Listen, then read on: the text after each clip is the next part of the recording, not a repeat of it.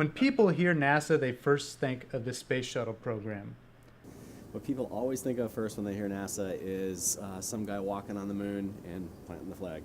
The space shuttle. The space program, man landing on the moon and men walking in space in the space station. Astronauts and flying into space. Of course, being in the aeronautics side, I take exception to that. There's a common misconception about NASA and their place in the world outside of the space program. People think NASA, they think space. But that's not all NASA has to offer. NASA stands for National Aeronautics and Space Administration.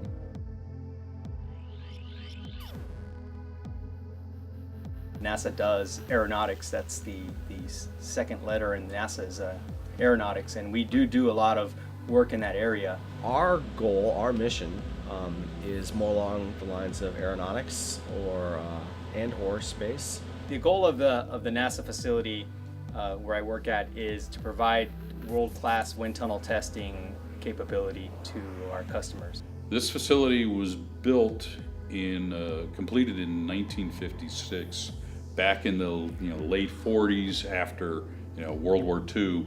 We went into Germany and saw all this wonderful aeronautic development that the Germans had done, and we realized that we were kind of behind.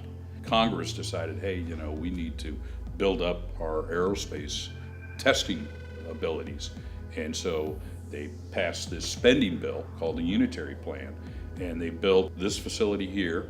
NASA Ames tests these high-fidelity models of flying crafts in wind tunnels that are capable of testing the aerodynamic qualities at transonic and supersonic speeds. 11-foot transonic wind tunnel has been known to be a workhorse for the country.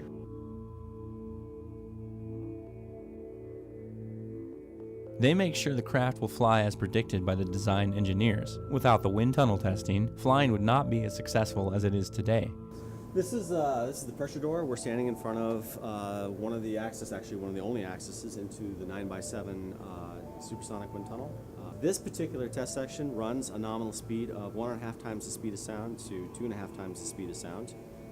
It's, like I said, one of 3 actual test sections that are part of the same tunnel. I am a test engineer at the NASA Ames Unitary Plan wind tunnels.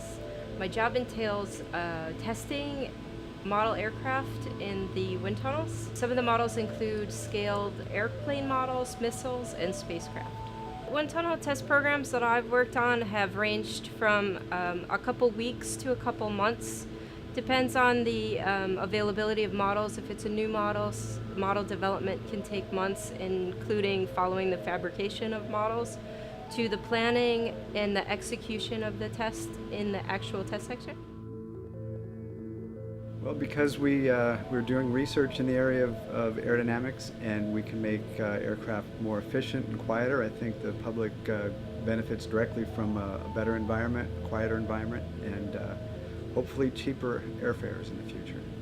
NASA has many spin-offs that the general public aren't aware of. I'll give you an example. Lithium-ion batteries were something that were developed by NASA. The Tempur-Pedic mattresses were initially designed for seats for space shuttle astronauts. So there's a lot of things that we use in our everyday. Aeronautics, it impacts your everyday life. You fly on planes on vacation. You have packages delivered overnight, and that usually impacts everybody. Being at the forefront of the aerospace business is probably, for economic reasons, very important to the United States. Aeronautics, it's not just about aircraft. To get into space, you have to fly through the atmosphere.